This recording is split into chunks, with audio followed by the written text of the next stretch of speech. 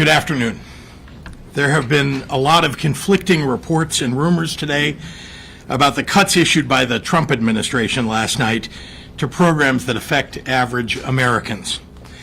I have spent last night and today speaking with leaders in Washington, local elected leaders, nonprofit organizations, and my agency heads to make sure that we are doing all we can to stand up for working families and the most vulnerable people in our state who are affected by these cuts. The United States Constitution clearly states that Congress has the power of the purse and sets laws to obligate federal funding for all 50 states.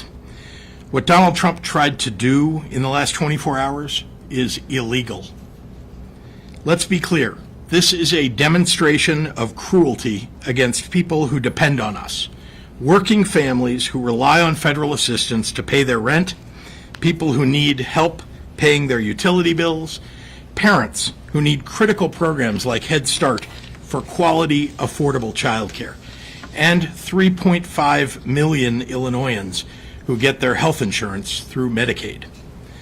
Despite what the White House press secretary said at the podium earlier, I believe it is my duty to report to you the truth of what actually happened today in Illinois. Donald Trump's administration is lying to you. The White House's attempt to walk back what they did today does not match what we saw on the ground. They assured us that Medicaid would not be affected. That was a lie. Our state agencies were unable to access the Medicaid system until an hour ago, preventing payments for services. And this has been reported from states across the nation. When we reached out to federal agencies, they informed us that they have been directed not to discuss any guidance with states. They have canceled previously scheduled meetings for this week. The White House assured us that Head Start would not be affected. That was a lie. Providers across the state experienced outages, and some were unable to make their payroll. They assured us that they were doing nothing to take away individual assistance from the most vulnerable people in our state, but they refused to say that they would restore LIHEAP, the Low-Income Housing Energy Assistance Program, payments to support the unemployment system, and Meals on Wheels. These are programs that hundreds of thousands of Illinoisans depend on: children, seniors, veterans, working parents. Let's just be clear about what happened over the last 24 hours. At 7:42 p.m. last night, we saw a memo from the White House saying that they were pausing federal funding across the board. This morning, along with all 50 states across the country, we discovered that our ability to access critical federal funding had been cut off. And now the administration would like us to believe that these were just coincidental website outages. Donald Trump and his administration have not earned the benefit of the doubt. They are either lying to us or they are critically incompetent. This is what happens when you staff the federal government full of Project 2025 contributors that don't have any experience governing and don't think that the laws apply to them. The consequences of their actions are not hypothetical. They are not numbers on a spreadsheet. These are real people, ordinary Americans struggling to afford groceries, rent, and health care. Donald Trump promised to lower prices for average Americans his first week in office. Name one thing that he's done to accomplish that. Prices have gone up, not down. Let me say this in no uncertain terms. What the president is trying to do is illegal. Let me say that again. What the president is trying to do is illegal. I know these are challenging times, and the Trump administration is trying to confuse the American people.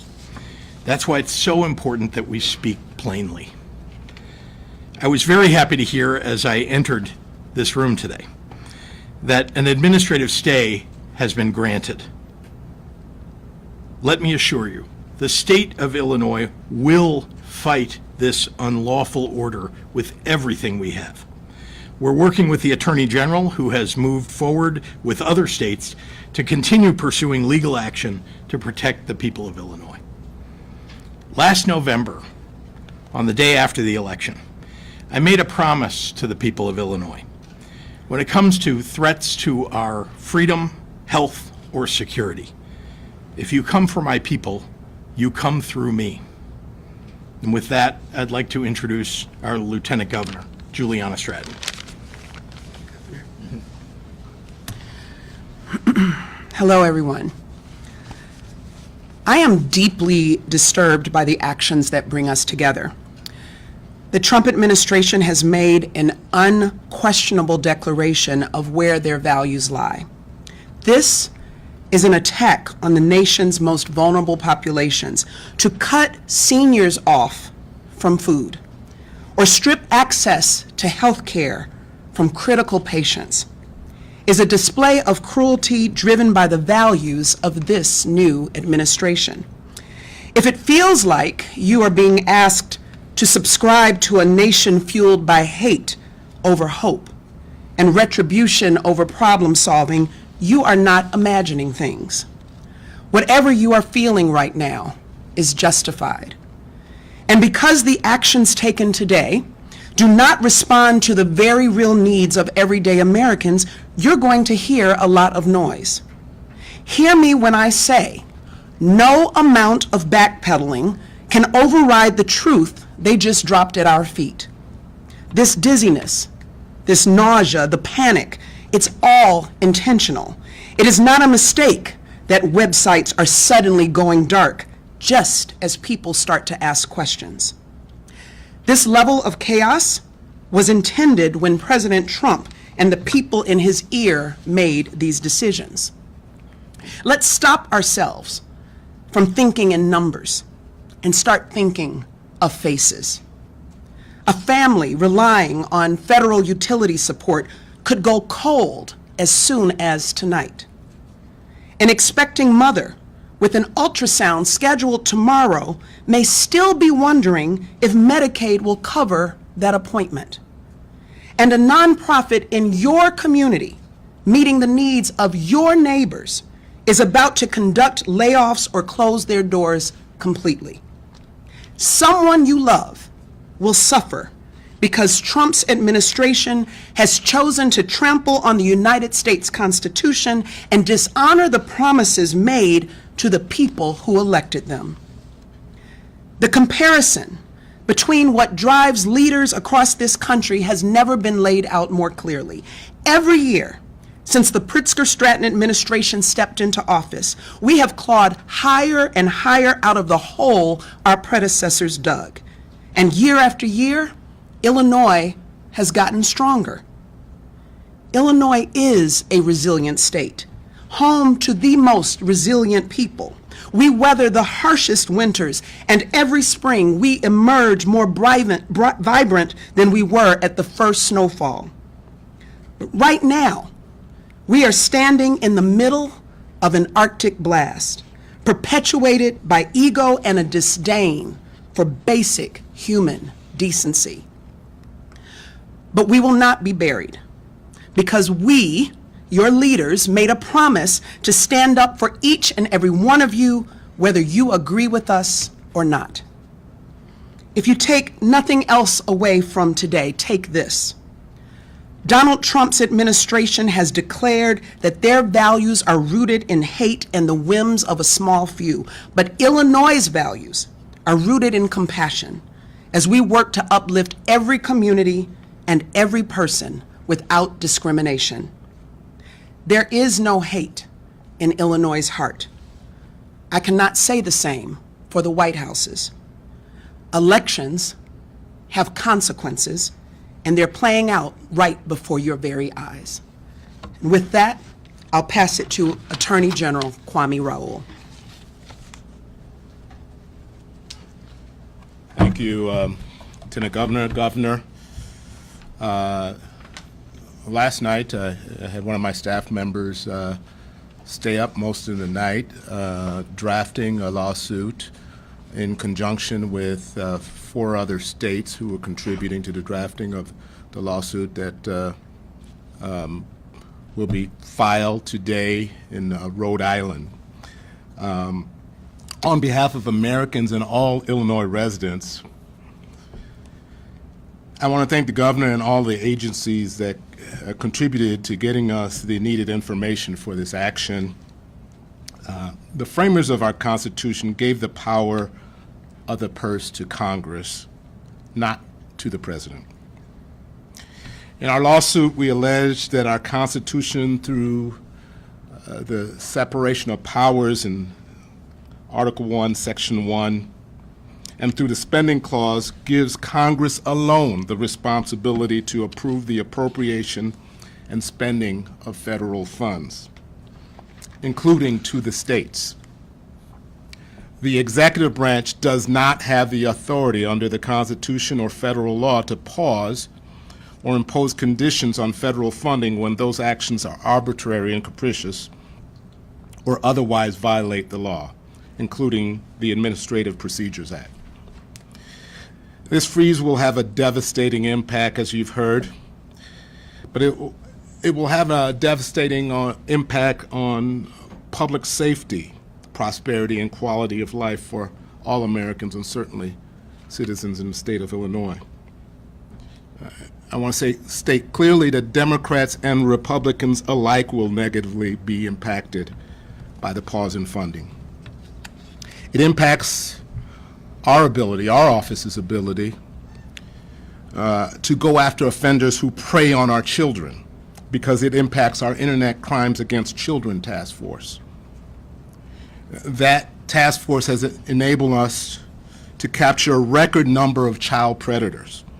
Since 2019, over 900 child sexual predators have been arrested. In addition, the freeze impacts burn JAG funding that undermines the work that our law enforcement partners try to do to fight crime. It impacts our ability to provide for our veterans who have served our country, Head Start and child care programs, devastating blow to research conducted by our universities and research labs.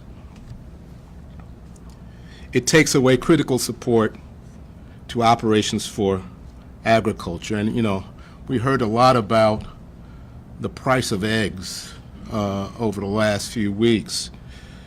One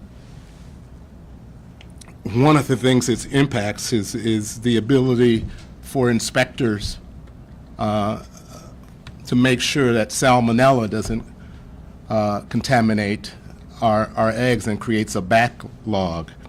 And Illinois is one of the major producers of eggs. So I don't want to hear Donald Trump talk about the price of eggs anymore. I don't know who's advising OMB on this act. I don't know if Dr. Phil is somehow embedded in OMB now. But I can tell you that on January 20th, we had a peaceful transfer of power. We had an inauguration, but it was not a coronation. Congress is given the power to appropriate. The executive branch cannot unilaterally disregard appropriations passed by a separate and equal house of government. While I am sincerely prepared to work with the new administration, as I did during the first Trump presidency, I will not stand silent while they try to impose unconstitutional mandates. And with that, I pass it back to the governor. Thanks. Happy to take questions from members of the media. Yep. Olivia. Governor, did you see any reports of like actual patients who were affected by the Medicaid issue today, or was it just kind of between the governments speaking to each other? And at what point would it start to affect patients? Let's step back just for a moment and let me remind you that nothing that came in the memo last night would indicate that all of a sudden you'd have the systems going offline. And yet that's exactly what happened, because they intend to make cuts to to these programs. That's why they went offline. Don't let them fool you that there was some kind of website outage. That's not what happened.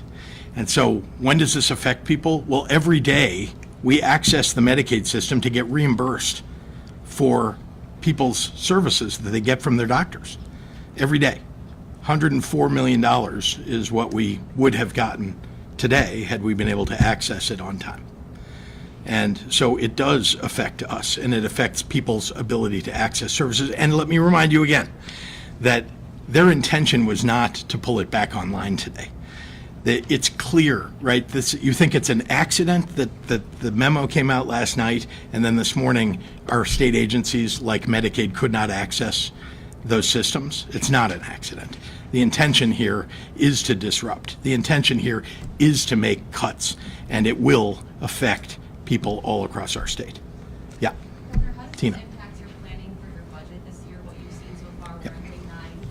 I'm sure that is there extra funding need for certain things, maybe more legal resources? How is it impacting that? Well, as I've said, we don't know. We think that it may, and we're certainly thinking about how we will deal with that in the budget, but we don't know exactly. And that's one of the problems. Again, no communication. No communication. That memo actually wasn't to us, but it was posted online, so everybody could see it. And indeed, the actions that were taken today, no one was warned about. So we're not sure how we'll be affected, but we certainly are on guard. You mentioned this. Yes, Paris. The judge has already put a stay on. Yes. Does that mean that all the grants, universities, hospitals have to go back into action? Is everything back up and running? Well, the concern, I mean, I'd like to turn it over to our Attorney General, but the concern is that when you've got, the efforts by the administration to cut those off, and then a temporary, this is only essentially a temporary restraint. There isn't a TRO, but it's a stay. We don't know when that'll be lifted. We don't know what the action will be. And if you're a university and you're planning on investing in research or laboratory work, right, do you start doing it now, not knowing if a week from now that temporary stay will be lifted? But I'd like to turn it over to the Attorney General. That was actually My law degree came in handy. exactly right on point. And let's be clear, we are not party to that action in the district court in Washington, and so we don't control what may go one way or the other with that. The action that we and 21 other states are joined into is in Rhode Island, and it is temporary stay, as the governor pointed out, and the unpredictability that's caused by this. And I can tell you, I started my day out at a higher education institution. Everybody's up in arms about this because you rely on predictability of what you will be able to spend throughout the year. Yeah, and just to remind you that, if you're a doctor and you take Medicaid patients, which we want doctors to do, now you don't know if you're going to get reimbursed, and you don't know when that'll be lifted and when you're going to get paid. And we don't want to go back to the days of Bruce Rauner when people waited nearly forever to get paid. Governor Pritzker? Yes. You stated You're in the wrong press conference room, aren't you? Haven't seen you here before. Welcome. Yeah. you stated that Donald Trump has broken the law, and then you repeated that. Yep. You just mentioned that you are an attorney. Please tell me, what is the statute that he's broken? Well, as I say, by the way, the court has recognized that he does not have the authority to stop what is a congressional mandate, a congressional law passed, signed by a previous president, been in law for many, many years, Medicaid, for example. He doesn't have the ability to stop them. So that is what's illegal. Slightly off topic, on the topic of illegals, there are over 400,000 illegal aliens, migrants in the state of Illinois, the city of Chicago. Many of them have committed crimes, have detention orders. Essentially, as long as I can remember, due to the sanctuary city, now essentially state, and of course your Safety Act, essentially we have a revolving door of criminals committing heinous crimes, the most heinous of crimes. And I'm wondering, you were on CNN, you said that you wanted violent criminals to be removed from the state of Illinois. Are you going to hand over the list of repeat violent, illegal alien offenders to Tom Holman? To be clear, people who are being held in our jails and prisons, we do not have a record of if they are undocumented or not. We don't keep those records. Hang on, the judge, that is not how a court system works. That's not how a corrections system work. When a judge sentences somebody, they are remanded to the Department of Corrections. We have their name, the sentence, we have the offense that they committed, and we keep them in our prison. And by the way, you don't want us to let them out of prison. When they do finally get out of prison, if there is a warrant, or while they're in prison, if a federal official shows up with a criminal warrant to pick them up, we hand them over. That's how it works. Look, we have worked with the federal government for many, many years in the state of Illinois to apprehend violent criminals of all sorts. We have task forces that work between the Chicago Police Department, the state of Illinois, the state police of Illinois, federal officials at the FBI, for example, right? That we work together to take guns off the streets, to take drugs off the streets, to go after gangs, and we continue to do that every day. So that is work that continues, and you should go back and read the Trust Act because it doesn't say what you are alleging it says. Yeah. Counting on several $1 billion worth of federal funding that is already kind of baked into the 5-year analysis that your administration put out in November.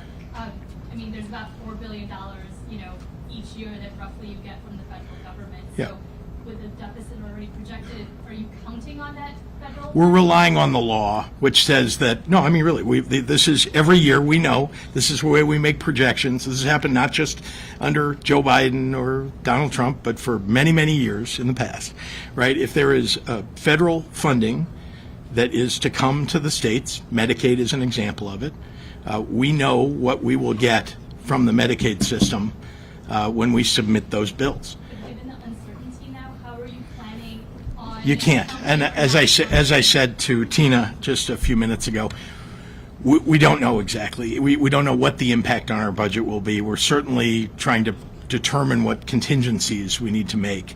But right now, we're assuming the law will be followed. We're assuming the courts will follow the law. And so we've built that into the budget, but nothing more. Governor? Yeah, Shia. Do you have like an action plan, knowing that this could be ongoing? Like, do you have a team looking at what happens if?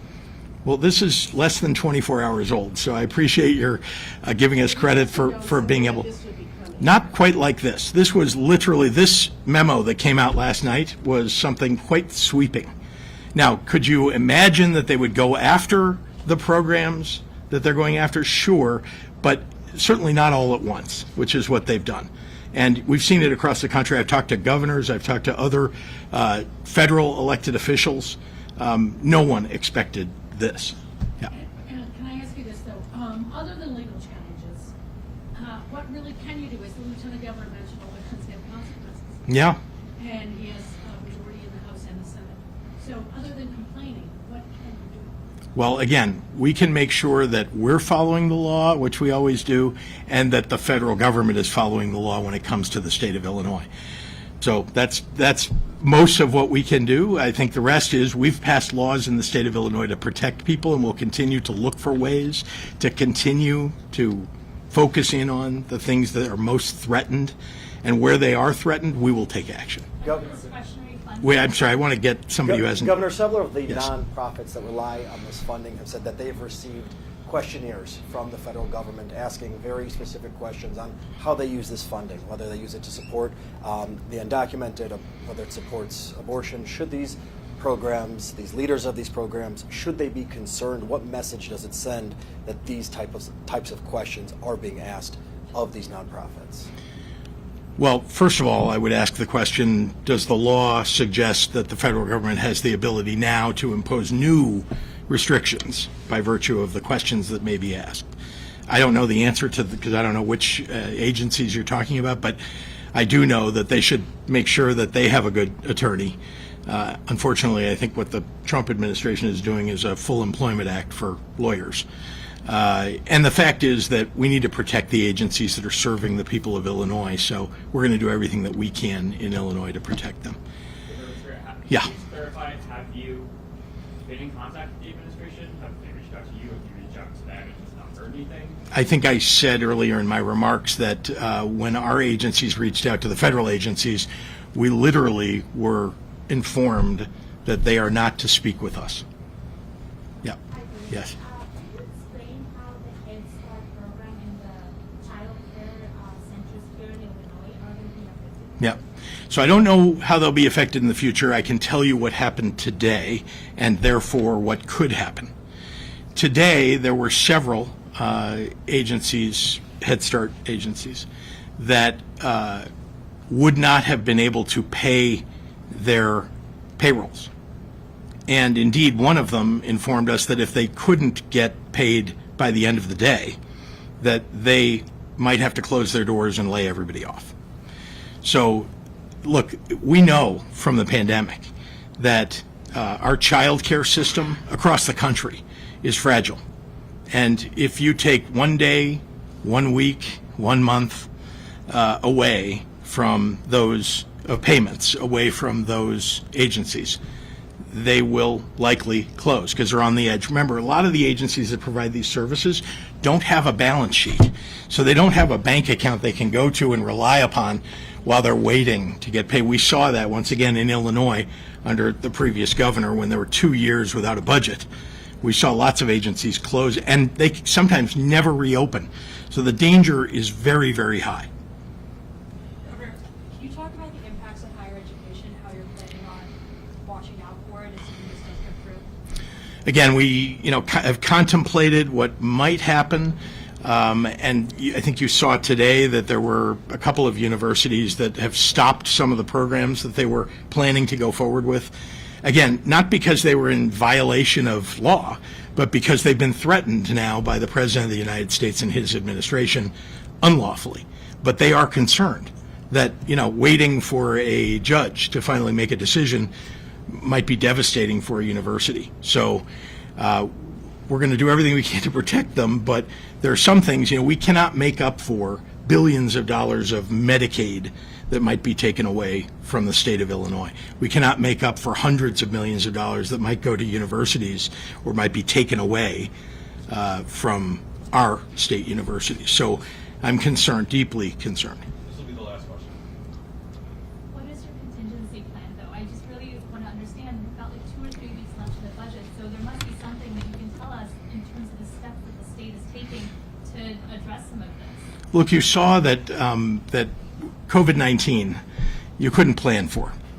And yet, months into a fiscal year, we had to make significant changes in our budget. We had to make cuts to deal with what we saw were deteriorating revenues to the state, right, because of COVID-19. We made $700 million of cuts to deal with that in 2020, 2021. We may have to do that in this budget, this coming budget, or in the current budget year.